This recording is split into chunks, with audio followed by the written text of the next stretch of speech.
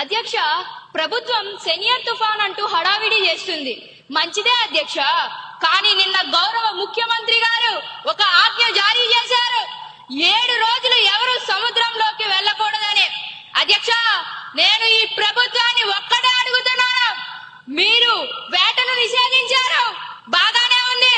మరి ఆ మత్స్యకారుడి ఇంట్లో ఆకలిని కూడా నిషేధించారా? 7 రోజులు వాళ్ళు పస్తులు ఉండాలా? వారికి భరోసా ఏది? కేవలం పేపర్ స్టేట్మెంట్లు ఇస్తే పట్టు నిన్నదు అధ్యక్ష. మా డిమాండ్ ఒక్కటే, ఈ రోజు సాయంత్రం లోపు ప్రతి మత్స్యకారుని ఖాతాల్లో సరే మీ సమయం అయిపోయింది. మంత్రి గారు సమాధానం చెబుతారు. అధ్యక్ష, అరుచుకోవడం కాదు అధ్యక్ష, వినండి. మీకోసం కాదు, ఆ మత్స్యకారుల కోసం చెప్తున్నా.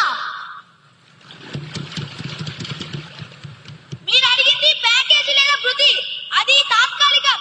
నేను ఇవ్వబోయేది శాశ్వత పరిష్కారం. రాసుకోండి రికార్డుల్లోనే. ఇది నా స్టేట్మెంట్.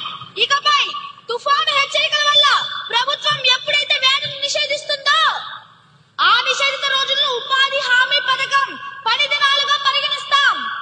అంటే మత్స్యకారుడు ఇంట్లో ఉన్నా సరే ఆ రోజుకి ప్రభుత్వం అతని కూలీ చెల్లిస్తుంది అధ్యక్ష. తుఫాను తగ్గిన వెంటనే ఆ డబ్బులు వాళ్ళ ఖాతాల్లో పడతాయి. ఇది కేవలం ఈ తుఫానికి మాత్రమే కాదు, ఇకపై వచ్చే ప్రతి తుఫానికి, ప్రతి నిషేధానికి ఇది వర్తిస్తుంది. ఇది నా మాట. ఇదొక చారిత్రాత్మక నిర్ణయం.